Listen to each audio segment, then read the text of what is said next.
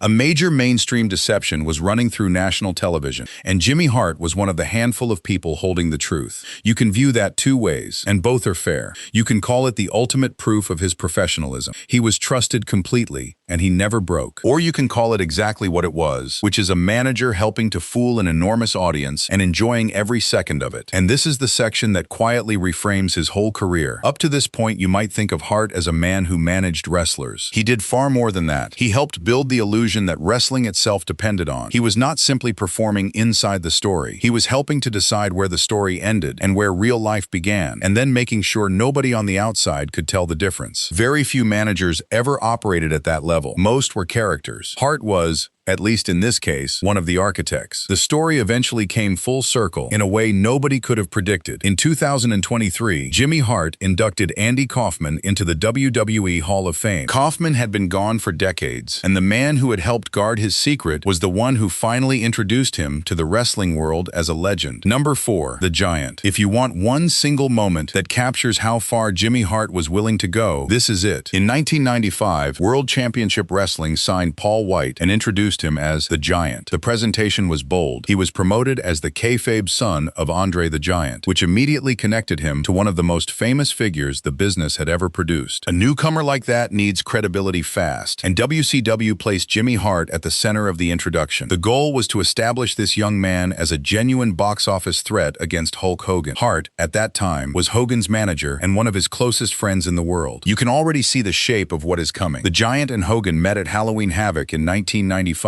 with the WCW World Heavyweight Championship on the line. During that match, Jimmy Hart executed the betrayal. He struck Hulk Hogan with the World Championship belt, the man who had traveled the world with Hogan, the man who had managed him to the top of the company, the man Hogan trusted more than almost anyone. He picked up the belt and hit him with it. The following evening on WCW Monday Nitro, the second half of the plan came out, and it was somehow worse. Hart revealed that he had covertly written a clause into the match contract. That clause stated that the championship could change hands on a disqualification. disqualification. Read that carefully. Under normal rules, a title does not change hands on a disqualification. Hart had quietly rewritten the terms in advance so that his own interference would hand the belt over, which meant the championship was officially awarded to the Giant in his debut professional match. A debut match, a world title, won because a manager hid a clause inside a contract and then attacked his own client with the belt. That is not a clever piece of business. That is a manager engineering an outcome before anyone even walked to the ring. Every part of it was planned, including the friendship that made it hurt. Hart then served as the vocal manager for the Giant and for the Dungeon of Doom faction led by Kevin Sullivan. He used his high-energy delivery to complement the physical presence of the young superstar, doing exactly what he had done for Neidhart years earlier. When a huge athlete was still finding his voice, Hart supplied one. The betrayal worked, in the cold sense that it accomplished its goal. A brand new performer was instantly established at the very top of the company, but it was accomplished by turning a real, well-known friendship into a weapon and then swinging it in front of a paying audience. Very few people in wrestling have ever been willing to do that. Jimmy Hart did it without blinking. There is something else worth noticing here, and it goes right back to the beginning of his career. Hart had done a version of this before. In Memphis, he turned on the man who gave him his start at the moment that man was injured. In WCW, he turned on the man he had traveled the world with at the moment that man was defending the biggest title in the company. The scale changed, the company changed, the decade changed, the method did not. In Memphis, he had a promo ready. In WCW, he had a contract clause prepared in advance. Jimmy Hart never turned on anybody by accident. Number 3, the Honky Tonk Man. Sometimes a wrestler is simply not working, and somebody has to fix it. When Wayne Ferris debuted in the WWF in 1986 as the Honky Tonk Man, his early presentation was as a sincere Elvis Presley enthusiast who wanted the crowd to like him. The audience rejected it immediately. There was heavy resistance from the moment he appeared. Company creative recognized something important. The natural heat was not in a sincere fan of Elvis. It was in an arrogant, deluded man who genuinely believed he was as good as the real thing. So they paired Ferris with Jimmy Hart, and Hart understood the assignment perfectly. In a direct parody of Elvis Presley's real manager, Colonel Tom Parker, Hart adopted the name Colonel Jimmy Hart. He even outfitted himself in matching musical-themed ring attire so the two of them looked like a package. This was a wrestling manager doing an impression of a music manager, standing next to a wrestler doing an impression of a music star. Layers on layers. Then Hart went back to what he knew best. He used his musical expertise to co-write and produce the entrance track Cool Cocky Bad, working with J.J. Maguire, with Wayne Ferris himself handling the lead vocals. The song was pure rockabilly, and it captured the arrogant, fake Elvis persona in about 10 seconds. With Hart directing the corner, Honky Tonk Man defeated Ricky the Dragon Steamboat in June of 1987 to capture the WWF Intercontinental Championship. And then came the part that made history, and the part that makes people angry to this day. Honky Tonk Man held that championship for 454 days. It was a record-setting reign that has stood as a benchmark ever since. But how did he keep it? Hart's constant ringside interference with the megaphone, deliberate disqualification finishes, deliberate countout finishes. Match after match after match, the champion found a way not to lose the belt without ever having to convincingly win. That is the whole trick. Honky Tonk Man was not presented as the best wrestler in the company. He was presented as a man who kept escaping, and the crowd's fury built with every single escape. The longer it went on, the more people wanted to see him finally get beaten. Hart has frequently named Honky Tonk Man as one of his all-time favorite creative acts. He points to the blend of musical showmanship, comedic character work, and authentic crowd antagonism. That is a very polite way of describing what was really going on. Hart is fondly remembering a period where he spent well over a year deliberately cheating audiences out of the ending they desperately wanted. He built a record-breaking championship reign almost entirely out of frustration. It is impossible to argue that it did not work. Nobody has matched that reign since, but it stands as the clearest example of the Jimmy Hart method. He did not ask what would make the crowd happy. He asked what would make the crowd furious, and then he gave them exactly that for 454 days. It is worth pausing on how much of that success was Hart's doing rather than the wrestlers. The character had already failed once. The original idea, the friendly Elvis fan, was rejected outright. Somebody had to work out that the same man, presented as arrogant instead of sincere, would become one of the most hated figures in the country. Hart supplied the name, the look, the song, and the tactics. He built the parody, produced the music, and then cheated on the champion's behalf for well over a year to keep the whole thing standing. Take Jimmy Hart out of that story, and it is hard to see how any of it happens. Number 2, Jerry the King Lawler. Everything you have heard so far exists because of this man. Jerry Lawler was directly responsible for introducing Jimmy Hart into the wrestling business.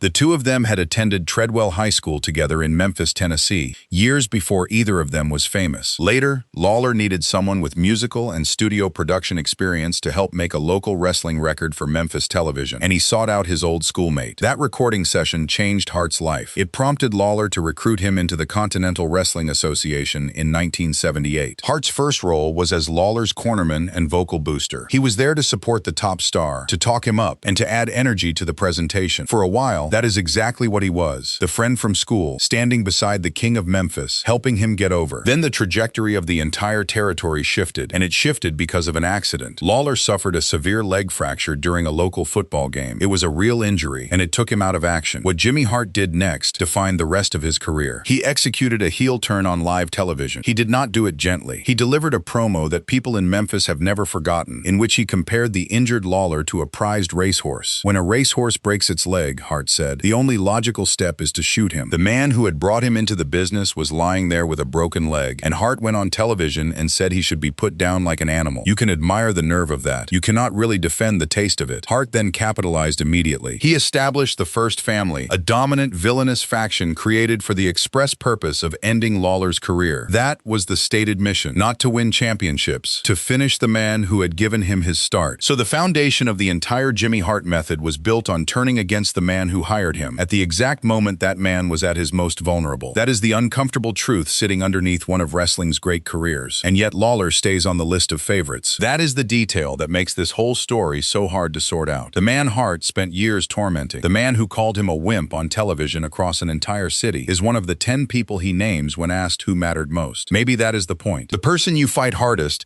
is often the person who does the most for your career. Lawler gave Hart the door into the business, then gave him the feud that taught him how to be great at it. Everything after Memphis was a bigger stage for lessons learned in that rivalry. 9 names down, 1 left. And this is the one where the phrase best ever finally makes sense. Number 1, Hulk Hogan. If Jimmy Hart says one wrestler is the best ever, this is where that statement lives. The bond between Hart and Hulk Hogan is one of the most durable alliances the industry has ever seen. It began during Hogan's early appearances in the Memphis territory, back when neither man was a household name, and it deepened considerably during the WWF's national expansion in the middle of the 1980s. The strangest part is what that relationship looked like on television compared with what it was in real life. On screen, Hart was the primary heel manager, orchestrating attacks by entire stables against the babyface champion. Week after week, he was the man trying to destroy Hulk Hogan. Away from the cameras, the two of them traveled together and built a genuine partnership. Hogan valued Hart's reliability and personal discipline. In particular, he valued the fact that Hart was a teetotaler, which made him an ideal companion on demanding tours across the country and around the world. In an industry with a difficult reputation for road life, Hart was the man you could count on to be ready in the morning. Their on-screen paths finally merged in 1993 after Hart broke character to protect Brutus Beefcake from Money Inc. That turn led directly to Hart managing Hogan and Beefcake together as the Mega Maniacs at WrestleMania 9. After nearly a decade of being the enemy, Hart was suddenly standing in Hogan's corner. When Hogan signed with World Championship Wrestling in 1994, Hart went with him as his primary manager. He guided Hogan to the WCW World Heavyweight Championship with a victory over Ric Flair at Bash at the Beach in 1994. That is one of the most significant matches of that entire era, and Jimmy Hart was in the corner for it. The partnership went well beyond wrestling. They composed and recorded music together as the Wrestling Boot Band. They filmed television projects together, including Thunder in Paradise. This was a working creative relationship, not simply a wrestling arrangement. Hart has often explained why the friendship lasted for 4 decades. He points to unwavering honesty, steadfast loyalty, and complete financial clarity. He has specifically noted that he never borrowed money from Hogan, while always offering grounded advice. Now hold that up against Halloween Havoc 1995, and the contradiction becomes almost impossible to process. The same man who describes their friendship in those terms is the man who smashed Hogan with a championship belt and revealed a hidden contract clause the next night. The betrayal and the friendship existed side by side, and both of them were completely real in their own way. That is Jimmy Hart in a single picture. The most trusted friend and the most dangerous man in the building, wearing the same suit. So what do these 10 names actually tell us? They are not a random collection. Look at them together, and a very clear method appears. Hart possessed an unusual ability to diagnose what a performer needed from a presentation standpoint. That is the first pillar, and it explains almost everything. When he was paired with powerful athletes who were still developing on the microphone, men like Jim Neidhart or a young Paul White, Hart became a high-octane vocal mouthpiece. He generated the storyline interest and the momentum needed to fill arenas while those performers grew into their roles. When he was paired with naturally gifted talkers like Ted DiBiase or Randy Savage, he did the opposite. He shifted into being a physical and visual distraction, using the megaphone and his constant ringside pacing to push the crowd's anger toward the man in the ring. That is the second pillar. He changed his job depending on who he was standing next to. The third pillar is the one that gets the least attention and probably deserves the most. Jimmy Hart was willing to take full physical punishment inside the ring so that babyface victories would feel as satisfying as possible. Over the course of his career, he suffered broken bones and regular retribution from performers, including Jerry Lawler and Brutus Beefcake. He built up years of frustration in an audience, and then he handed them the payoff himself with his own body. That is the trade he made over and over again. Around all of that sat practical qualities that kept him employed when others faded away. His strict professionalism, his teetotaler lifestyle, his production skills. He was an on-screen heat magnet, a backstage sound engineer, and a dependable traveling companion at once. Very few people could offer a promoter all three. 10 names, 10 completely different relationships. A first client who let himself be rebuilt, a tag team that borrowed his surname, two of the loudest voices in the sport, a polished pair of corporate villains, two street brawlers who became lifelong friends, a television comedian who never broke character, a giant who won a world title in his first match, a record-setting champion who barely ever won cleanly, a schoolmate who gave him his start and then spent years trying to get rid of him, and a friendship that lasted 40 years. They are not on this list because they were the best wrestlers. They are on this list because each of them let Jimmy Hart do the thing he did better than anyone else, which was to work out exactly what a performance needed and then supply it, whatever the cost to his own reputation. That is why he can look at 10 names and call one of them the best ever and mean every word of it. If you enjoyed this one, hit that like button, leave a comment telling us which Jimmy Hart moment you remember most, and subscribe for more stories from wrestling's greatest era. Thanks for watching, and we will see you in the next one.